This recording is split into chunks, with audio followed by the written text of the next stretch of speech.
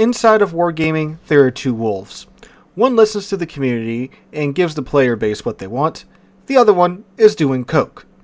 I cannot think of a better example of that than these two devlogs that we've gotten back to back today. We have some very excellent, amazing news concerning an excellent event coming out in 13.4, celebrating the 80th anniversary of D-Day, and then some absolute madness also coming out in 13.4 with some changes being made. So, yeah, that's what we're discussing in today's video, fellas. Link to both of these devlogs will be in the description down below. They're both a bit of a doozy. Again, some high highs and some low lows and some very much mixed in between there. So let's go ahead and take a look at these fellas. I will be live streaming right here tonight on the channel from around 3 p.m.-ish U.S. Central Time till around 7 p.m. U.S. Central Time, internet and PC willing. So make sure to come out for that on both Twitch and the YouTubes. And also, if you do find this video informational, helpful, or entertaining, please make sure to drop a like, leave a comment, and subscribe to the channel. Helps out, of course, on the YouTube side of things. So we're going to go in the order of release. So the first devblog is discussing changes coming to the next clan battle season, another round of the trade-in mechanic, and some more. So if you are just curious about like the D-Day event, check out the timeline down below. It'll take you straight there. If you want to read some of these meth-fueled, coke-filled fantasies, stick around for that. So the biggest thing in this first devblog, and the main thing we're going to be primarily talking about, is Clan Battle Season 25, which they've dubbed Polar Bear. Okay, cute animal that wants to eat people, but yeah. So what's happening this go-round is that they are mixing it up. I will give them points for that. But how they're mixing it up is it's pretty interesting. So what they say is that for Clan Battles Season 25, Polar Bear, we hope you haven't stored away your winter coats yet, because Season 25 of Clan Battles will be called Polar Bear. Come warm up by the fire while you check out this season's format. So it's 77, Tier 10 ships, no subs or CVs, with 2 BBs per side. That's interesting. To gear up for the occasion, we have added an achievement for the teams that end up the end of the season in the top league, as well as an achievement for the winner. And you can get the Polar Bear achievement or the Hurricane Polar Bear achievement. And this is where it starts to go off the rails. Seems pretty normal so far, but oh boy. Now, this season is going to be a bit shorter compared to recent ones, lasting from May 20th until June 10th, with battles beginning on May 22nd. We've heard some feedback that players want clan battles to feel a bit more fresh and exciting, and we're definitely on board with that. As a result, we wanted to test out a feature that could help positively shake up the clan battles. Support consumables. For those that have played the Pinata Hunt battle type, this idea will be somewhat familiar. There will be a selection of support consumables available, no unlocking required, that are designed to make interactions between players more interesting and unique. The only consumable not present from Pinata Hunt will be the Iron Curtain consumable. Feel free to check out the list of consumables down below. So, again, like they say, it is the same set of consumables from the Pinata Hunt mode, but without the Iron Curtain or Iron Shield, whatever it was. It was the one where you can, pop it and you take no damage for a certain period of time, which that makes sense. You wouldn't want that in the super competitive mode. They go on to say activating the Call Smoke Curtain, call patrol bombers, drop minefield, and coordinate fire consumables opens the tactical map. There you can choose the area to deploy the selected consumables. For coordinated fire, you'll need to select an enemy ship instead of an area. In order to keep teams balanced with the support consumables active, there will be restrictions on which classes can take certain consumables. You can check out those in the table down below. And they also note, in addition to the above restrictions, divisions will also be limited to 2 of each consumables per division. Use them wisely. Okay, so I have mixed feelings about this. I am not fully on board with the what the heck wargaming, what the hell, what are you doing reactions. However, I do understand them. The idea of support consumables, I support. Punny enough. They are a very interesting mechanic that I think definitely has a place in the game. Do they belong in clan battles one patch after first being introduced in Pinata Hunt? I don't think so. Now, I'm not saying they should never find their way to clan battles or find their way into the game, but maybe a little bit more testing would be a better idea first than going straight into clan battles. There wasn't exactly a very large portion of the player base that appreciated the whole submarine testing rounds that were a thing in ranked battles when they were doing that a few years ago. And I don't really think many are going to appreciate them. Essentially testing out the support consumables in clan battles. Now, I would understand that maybe do another round of Pinata Hunt before then, or another mode where they test them out, because this is 13.4, right? 13.3 is the next one with the Wisconsin dockyard, and then after 13.3 we get 13.4, so it is a couple of updates away. So maybe they'll do some in-house testing and maybe change their mind before then, but I really don't think it's a good idea to go straight from one temporary mode, then, oh, okay, let's put it straight into clan battles. I do appreciate them trying to do something different. I am in full support of that, but maybe not right away. Another thing, too, is that from what I understand about the way COTS is being changed now, this clan battle season is one of the ones that counts towards teams' chances of getting into COTS. So why are you essentially running a test round of clan battles that are going to be a set of battles that determine whether or not a team can get into COTS? Why? It doesn't really make much sense. Yeah, so let me know what you guys think about that in the comments down below. Again, I'm all aboard trying to spice up clan battles, trying to do some changes here and there. I really liked it when they did the kind of in-depth ship restrictions a few clan battle seasons ago, but again, not the biggest fan of just dumping some test consumables essentially into clan battles. But again, I do like the support consumables. I like the idea behind them. I just think you need to do some more testing before dumping them into clan battles, because if there is a way they can be exploited, it's going to be found out there. And maybe that's their intention. They want, some of the best players in the game to find ways to exploit these consumables so they can then go in and make adjustments. But should you really be doing that in clan battles? I don't think so. But anyway, that's that. Let's move on to the next dev blog. One that I am very, very excited for. So, I was quite right when I predicted they were going to be doing an 80th anniversary event for a D-Day back with the Rodney's announcement. And they are really doing an event for it. And I gotta give them kudos for this. This event, just from the screenshots we have so far, looks fan-friggin-tastic. So again, link to this is in the description down below. Let's go ahead and check it out.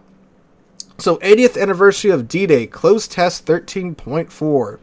80 years ago, this June, Allied forces undertook the largest amphibious operation in military history, totaling nearly 7,000 ships and vessels of all types, a massive invasion fleet, drawing from the naval forces of 8 nations, transported thousands of troops in a head-on assault on Fortress Europe. In honor of this incredible military operation, 3 new operations are coming to World of Warships in a new event battle type. Each operation makes up a part of our own retelling of the D-Day events. These scenarios will last 2 weeks each, include battleships, cruisers, and destroyers of Tier 5 to Tier 7, and will accommodate up to 6 players in a division. Don't have a suitable ship? We have you covered. Rental ships will be available to all players for these operations. For the first operation, Update 13.4, take command of the Allied Vanguard spearheading the landings on Utah Beach. You have to fight through enemy naval forces and suppress coastal defenses to ensure the safe arrival of your landing craft. Command a battleship, cruiser, or destroyer with ships options from the UK, USA, Commonwealth, France, Netherlands, or some of the ships of European navies. Here's some screenshots here. It looks, again, absolutely great. The torpedo boots are back from the Operation Dynamo, it looks like. And again, some it just looks great. The artwork in the background and the transport ships, the landing ships, they've certainly got the art department working overtime on this. In the second operation, taking place from the start of Update 13.5, experience the desperate defense of Omaha Beach. You'll take command of a German destroyer squadron and face off against superior Allied naval power to buy enough time for the preparation of shore defenses and the arrival of reinforcements. Utilize all the tricks up your sleeve to guarantee success, including minefields. In the last 2 weeks of Update 13.5, the final operation will once again be from the Allied perspective. Witness the aftermath of your success in the previous operation and launch a daring rescue operation of critically damaged Allied vessels and crews. Then get payback by destroying defenses and securing a landing zone for Allied forces. Unlike previous thematic operations with several difficulty options to choose from, the D-Day operations will only have a single level, and completing the primary objective will not be the hardest part. However, we've brought back stars for completing additional missions for the duration of the D-Day event. These missions will grant you an extra stars and increase the overall difficulty of the operation. Earning these stars will enable quick progression through a special reward track in the port. There are 3 parts to the reward track, with each one unlocking as each new operations become available. The rewards for all 3 parts of the main track include new content like historical commanders Robert Dracard and William Tennant, as well as a new premium camouflage Forces of Liberation and invasion stripes for Jervis and Baltimore. Additionally, finishing each part of the track in good order will unlock extra levels and rewards, more signals, and new D-Day containers. D-Day containers are unique to this event and may even drop a variety of premium ships, including a few brand new ones. Be sure to check out the containers down below. So there's the new commanders, the Baltimore camo, which looks awesome. I really like this one. That looks hot. There's a Jervis camo that also looks cool. They got the cargo netting over the side to pick up troops. That is really nice. Yeah, look at the graffiti on the turrets too, and the smokestack. That looks cool. Intelligence. As part of the operations commemorating D-Day, we'll be introducing a special event mechanic called Intelligence. Intelligence will give bonuses against specific types of enemies with 3 different levels: Confidential, Secret, and Top Secret, with additional bonuses for each level. For example, intelligence on enemy coastal defenses may provide increased armor penetration against these structures at confidential level, reducing the chance that they set you on fire at secret level, and increase your own accuracy target against them at top secret level. Intelligence on enemy destroyers may increase your gun accuracy when firing on them at confidential level, while reducing damage taken from their torpedoes and increasing damage they take from your shells at secret and top secret levels respectively. Note that intelligence modifiers will only affect the interactions of your own ship with enemy ships and structures. They will not assist allies directly, and bonuses are not shared with teammates. They'll have to bring their own. There will be a total of 12 unique options available to choose from, 6 for allies and 6 for Axis. Captains may choose up to 3 to bring into battle at once, and may even modify their choices for a short duration after the start of the battle. Mix and match your choices to best fit your playstyle in each operation. In case you can't decide, you will automatically receive suitable options. Once intelligence options for each allies and Axis will be available from the start of the event, earn additional choices by acquiring classified documents envelopes from the event reward track.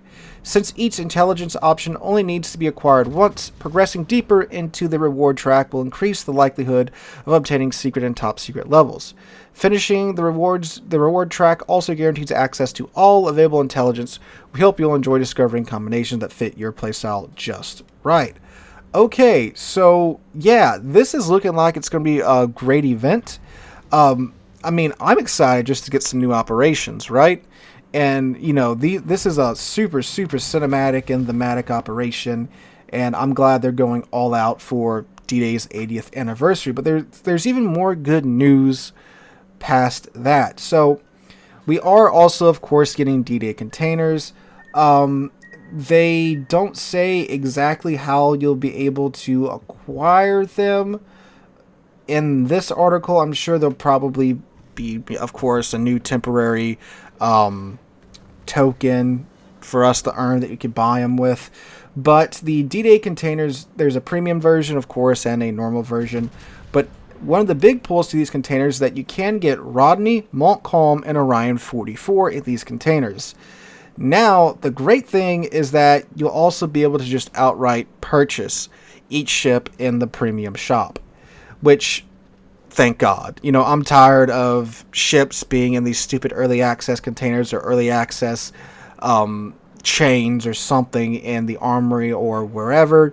Now, of course, the big caveat is, are they truly going to be just able to be purchased in the shop, or are they going to be in like some $100 and something Admiral bundle in the shop? Or am I going to be able to just buy the Rodney for the price of a tier 7 premium ship, right?